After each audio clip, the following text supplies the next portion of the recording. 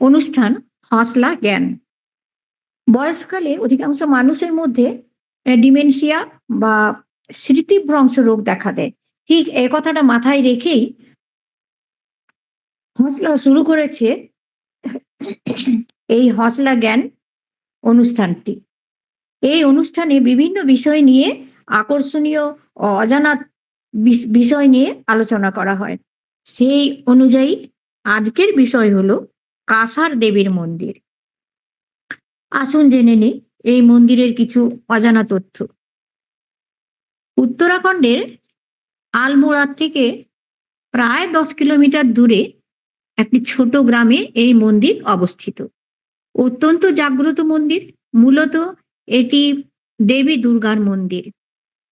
কথিত আছে যে এটি নবরাত্রির ষষ্ঠ দিনে যে কৌশিকী দেবীর পুজো হয়, এই কৌশিকী দেবীর হচ্ছেন এই কাসার দেবীর।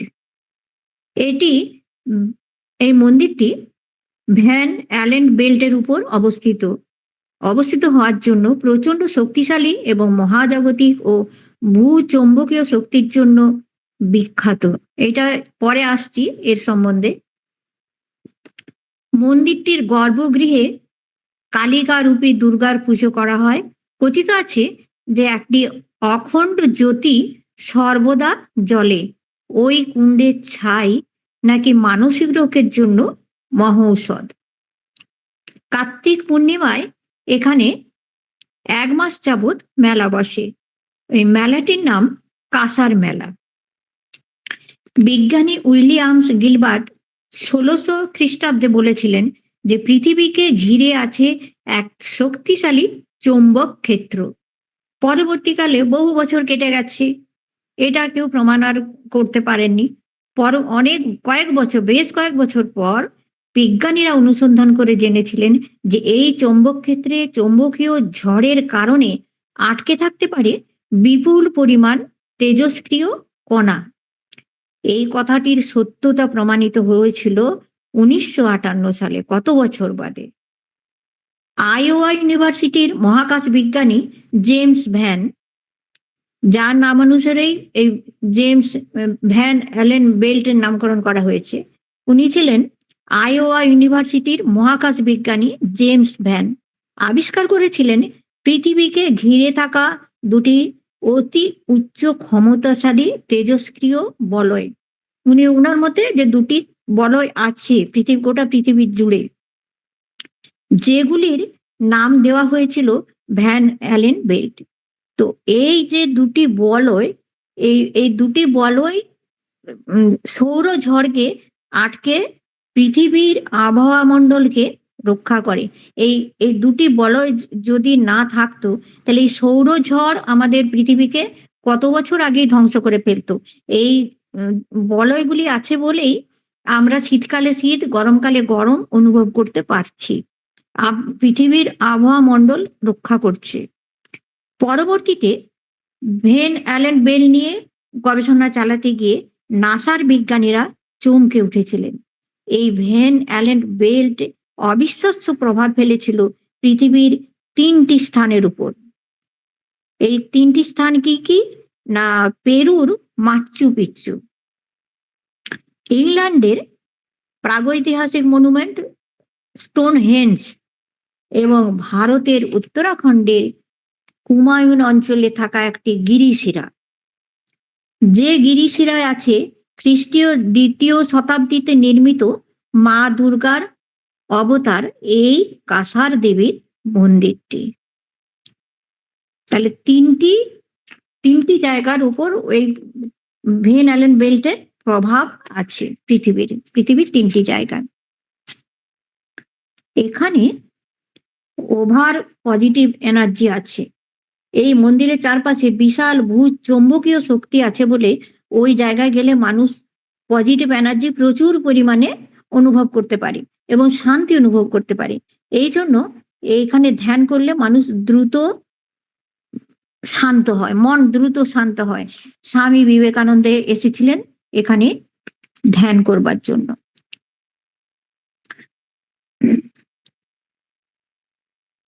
পাহাড়টির উপর এই মন্দিরটি অবস্থিত, ওই পাহাড়টির নাম হচ্ছে কাশ্যপ, আর বা হিপি হিল নামেও বিখ্যাত। হিপি হিল কেন না, হিপি একটা প্রজাতি। হিপিরা শান্তির সন্ধানে এখানে তাঁবু খাটিয়ে মাসের পর মাস থাকতো। এই হিপিরা আসতো পশ্চিম এশিয়ার দিক থেকে, আসতো ওরা, ওই দেশের মানুষ। তো ওরা শান্তির সন্ধানে এখানে তাঁবু খাটিয়ে মাসের পর মাস বাস করতো। যখন ওদের সংসারে আর ভালো লাগতো না, তখন এইখানে এসে ওরা বসবাস করত। এই আধ্যাত্মিকতার প্রভাবের কথা উল্লেখ করে গেছেন স্বামীজি তার কোনো একটি বইতে। বলছে এই ওভার পজিটিভ এনার্জির জন্য দেশের বিভিন্ন প্রান্ত থেকে এসেছেন বিভিন্ন সাহিত্যিক, বৈজ্ঞানিক, হ্যাঁ, বিভিন্ন মানুষ এসেছেন, এবং তাদের মধ্যে অন্যতম ছিলেন আমেরিকার ব্রিটিশ সাহিত্যিক D.H. লরেন্স, আমেরিকার পেন্টার এবং ইতালিয়ান লেখক টিজিয়ানো টারগেনি। জার্মানির দার্শনিকও ছিলেন হবম্যানের নাম আমরা শুনেছি। জার্মানির দার্শনিক ছিলেন, যিনি পরবর্তীকালে বৌদ্ধ ধর্ম গ্রহণ করে প্রথম ইউরোপীয় বৌদ্ধ লামা হয়েছিলেন। এই হবম্যান খুব বিখ্যাত মানুষ ছিলেন। তো যাই হোক, আমি আজ এই পর্যন্তই বললাম। এবার পরবর্তীতে কেউ বলুন আপনারা। অনেক কিছু জানলাম। দিদিও বলো, দিদিও একটু বলো। অনেক কিছু জানলাম, শিউলি ম্যাডামের কাছ থেকে অনেক কিছুই জানতে পারলাম গো, খুব ভালো হয়েছে। দিয়ে আবার কেউ কেউ বলো। শুনলাম, খুব ভালো লাগলো। দেবশ্রী দিদি, না আমি আগের দিনে বলেছিলাম তো, আরে এখন তো অনেকটাই শুনলাম, আর এর বেশি কিছু জানি না। আচ্ছা, তাহলে কে বলবেন? শ্যামলীদি বলবেন?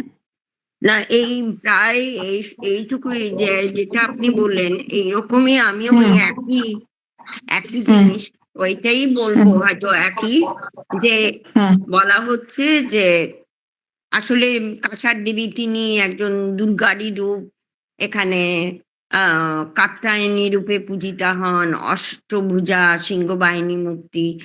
এটা একটা গুহার মধ্যে, যেখানে অখণ্ড জ্যোতি জ্বলে, যে আগুন কখনো নেবে না, আর 24 ঘন্টা কাঠ জ্বলে। ভক্তদের বিশ্বাস এই কুণ্ডের ছাইতে কি হয়, মানসিক রোগ সেরে যায়। তাই একে উদ্বেগ মুক্তির মন্দিরও বলা যায়। বলা হচ্ছে প্রায় 2000 বছরের পুরনো এই স্কন্দ পুরাণ মতে যক্ষ গন্ধর্বরা এটা তৈরি করেন। আবার দেবী ভাগবত মতে এখানে দেবী কৌশিকী শুম্ভ নিশুম্ভকে বধ করেন। আর যেটা বলা হচ্ছে যে কেন এটা বিখ্যাত, এখানকার বড় রহস্য হলো এর একটা চৌম্বক শক্তি আছে। এই নাসার বিজ্ঞানীরা 2013 সাল থেকে এখানে পরীক্ষা চালান। এখানে এই মন্দিরটি ভ্যান অ্যালেন বেল্টে অবস্থিত, মানে মাটির নিচে বিপুল চুম্বকীয় পদার্থ আছে।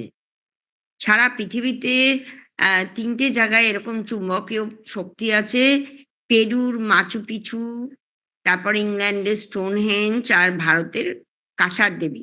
এই জায়গাতে প্রচুর পরিমাণে চুম্বকীয়, চুম্বকীয় মাটির সঙ্গে চুম্বক যেরকম আটকে থাকে সেরকম পদার্থ আছে। তাই একে ভারতের সব থেকে পজিটিভ এনার্জির জায়গা বলা হয়। যে এখানে বলা হচ্ছে যে ধ্যান করলে মন খুব তাড়াতাড়ি শান্ত হয়। এখানে স্বামী বিবেকানন্দ এসেছিলেন, আর Rabindranath Thakur, Anandamayi Ma, Uday Shankar, Ravi Shankar, George Harrison, Bob Dylan, Cat Stevens, Lawrence, এরা এখানে এসেছিলেন।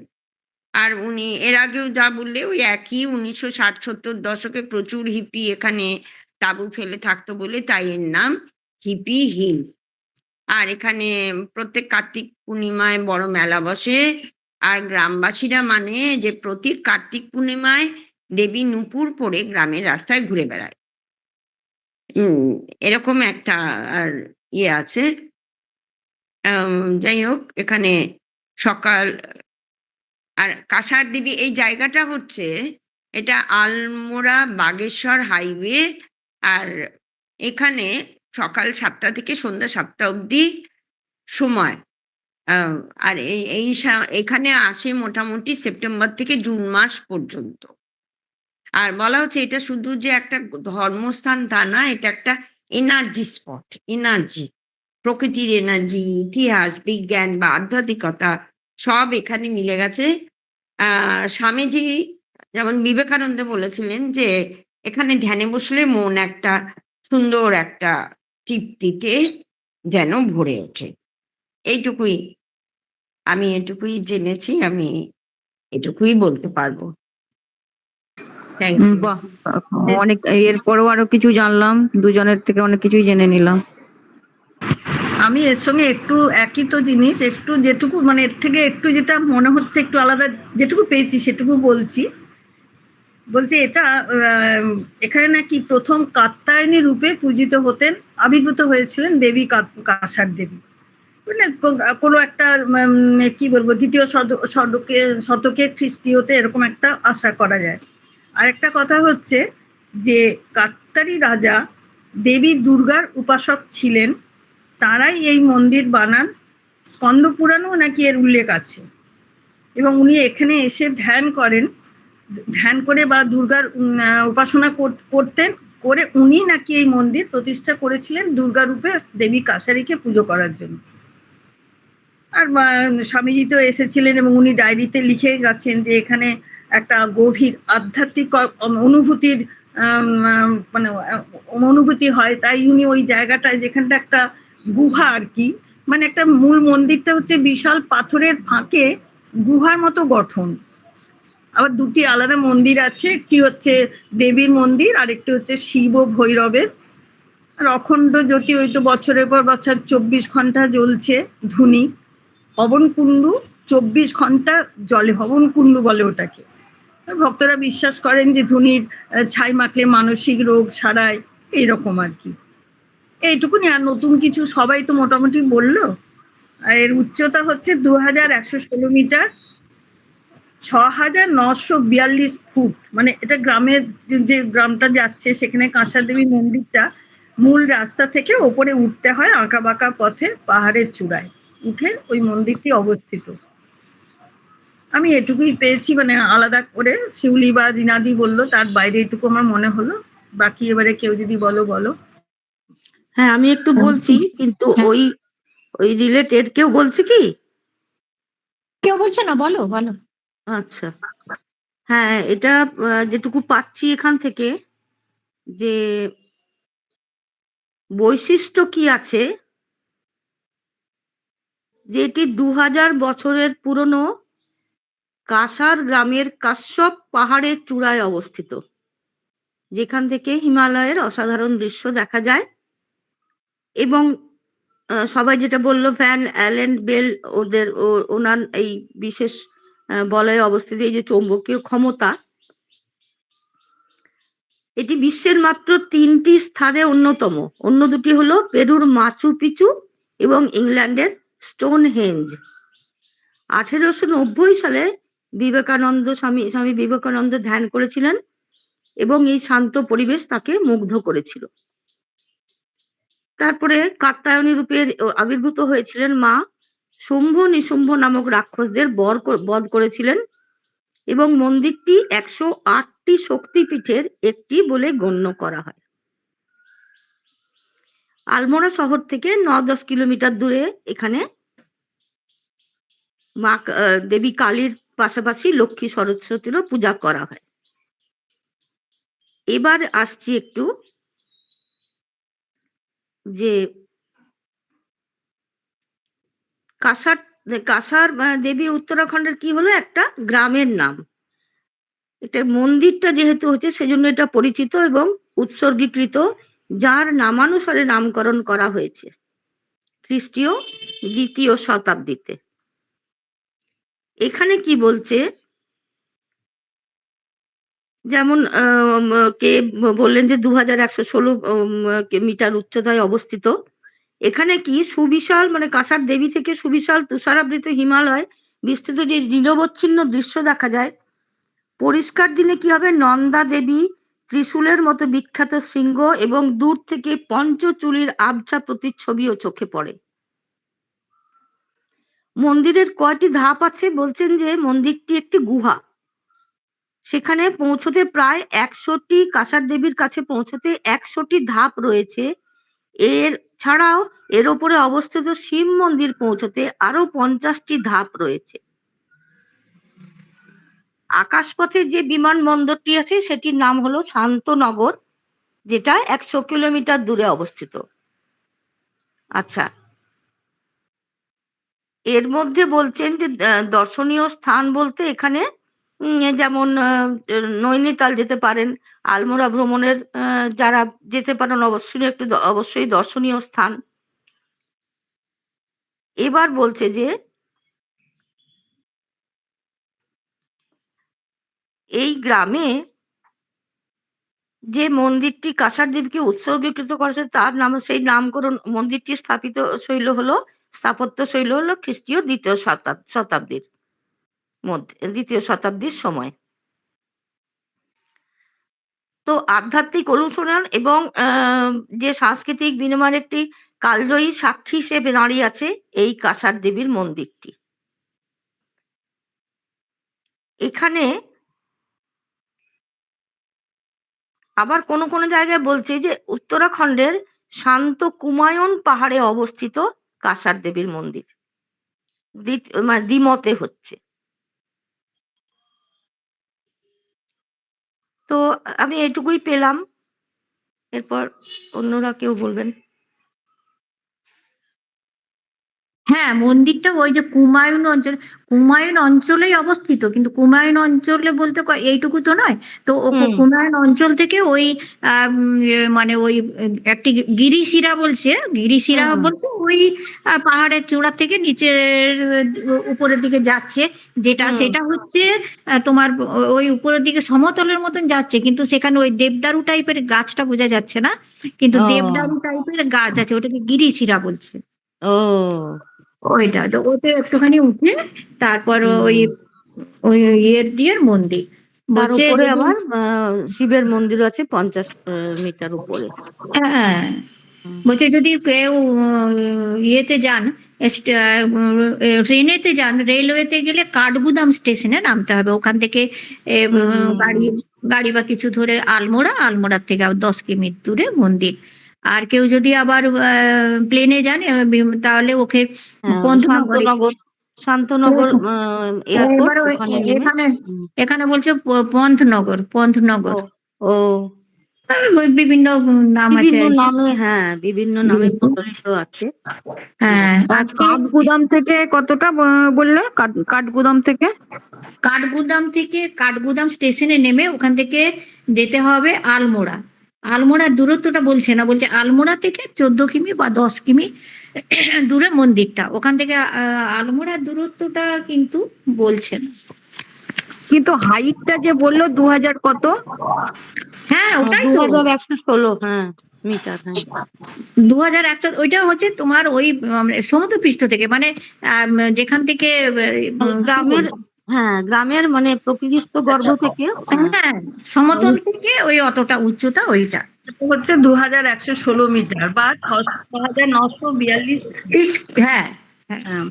আরেকটা জিনিস আমি দেখলাম, যেটা হচ্ছে তোমার ওই ডেনমার্কের একজন মরমী সাধক সুন্নাতা বাবা আলফ্রেড সোরেনসেনা, উনি নাকি এখানে 30 বছরের বেশি থেকেছেন, এবং উনি ওনার যে তপস্যা করে উনি যে ফল পেয়েছেন সেটি উনি ওনার ডায়েরিতে লিপিবদ্ধ করেন।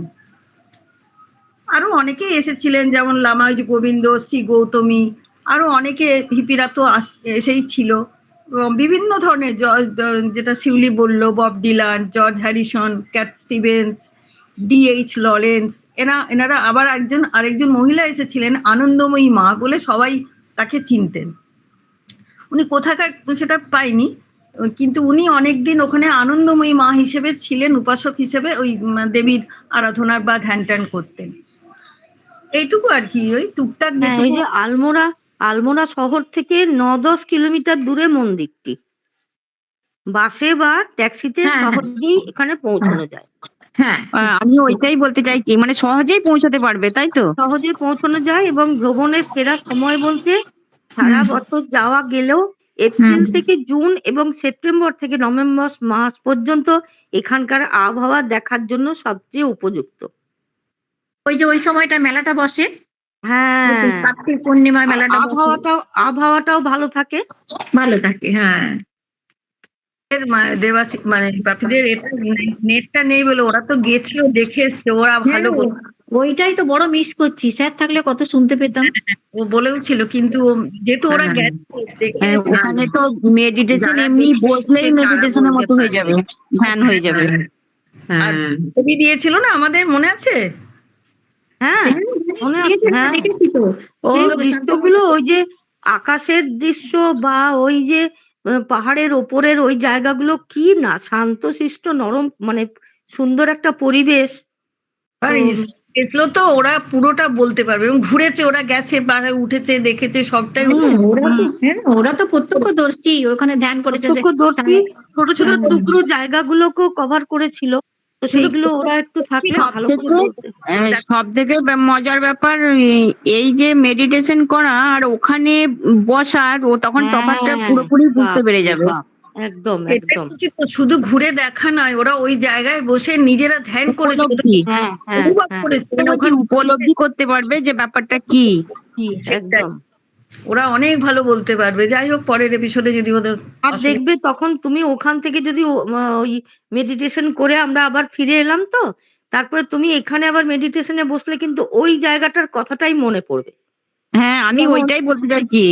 হ্যাঁ, যেমন এ, আমার যখনই একটু শান্ত মন হয়ে যায় পরিবেশ, এই যখন ওম উচ্চারণটা যখন করছি, আমার সেই কত বছর আগে গেছিলাম আম,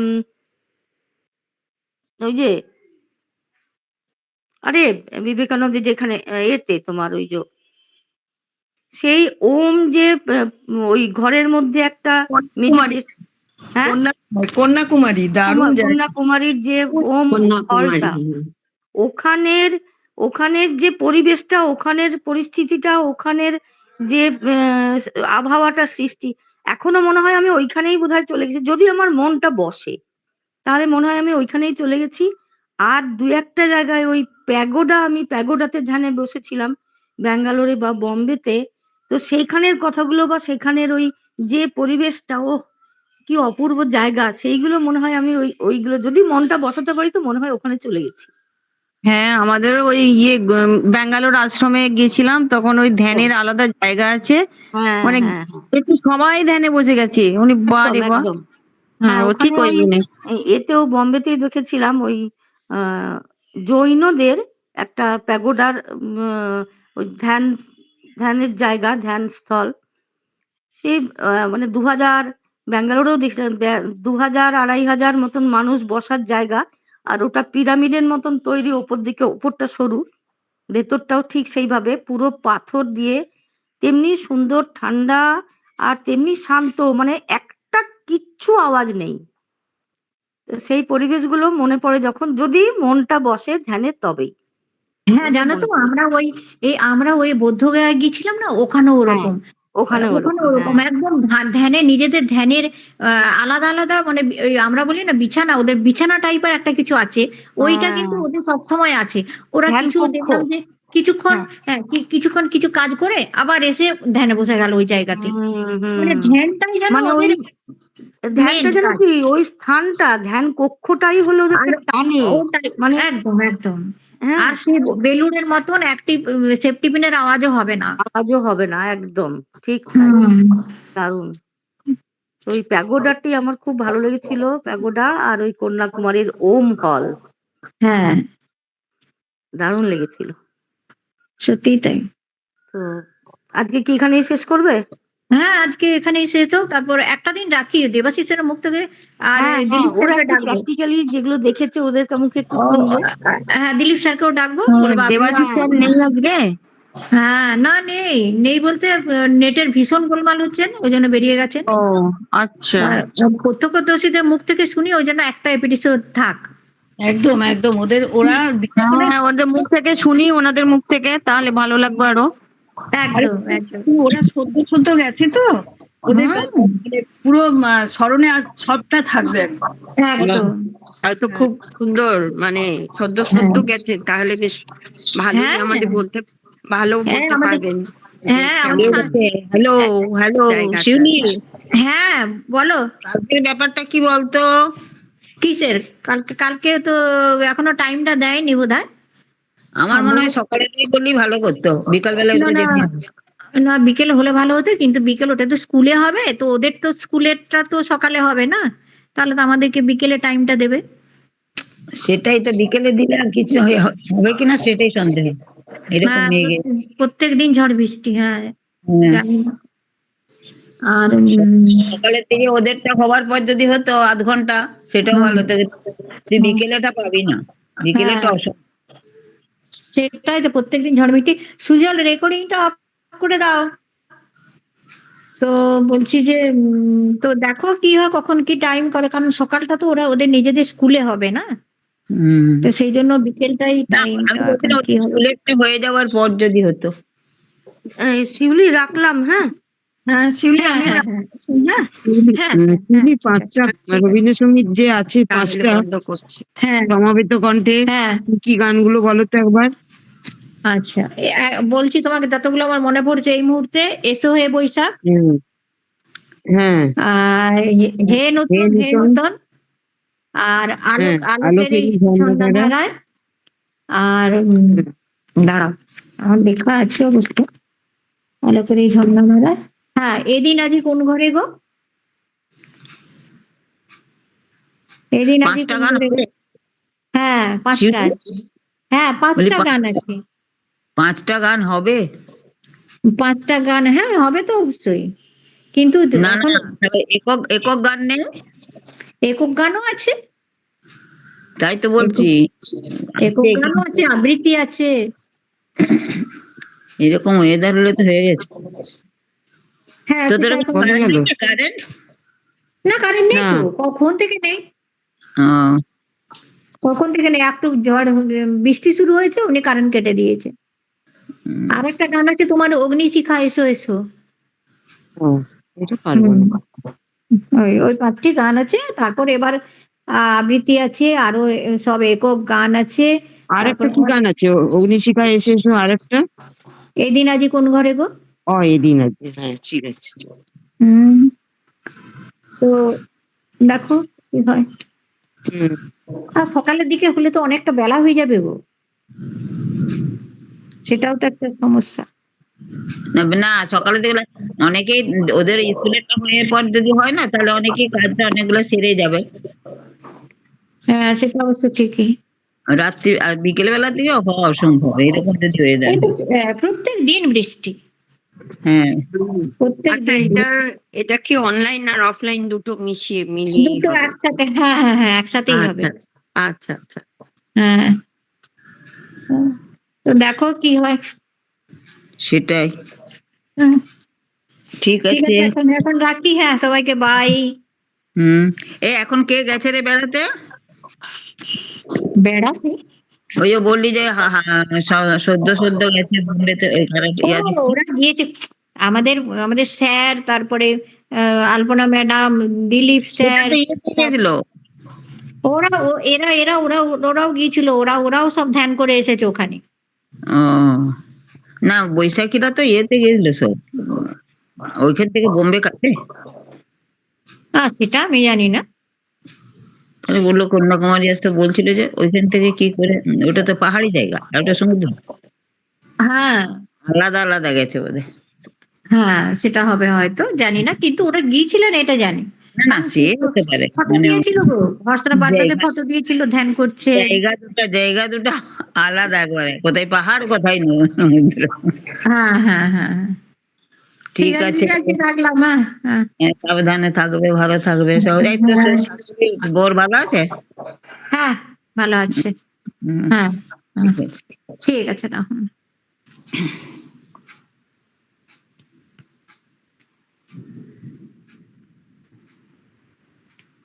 হ্যালো, হুম, কে বলছিস?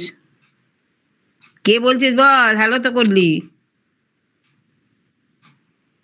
প্রিয়াঙ্কা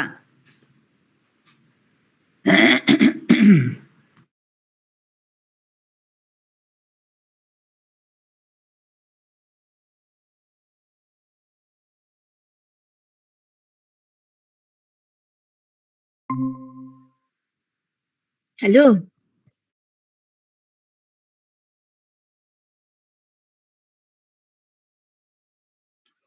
হ্যালো।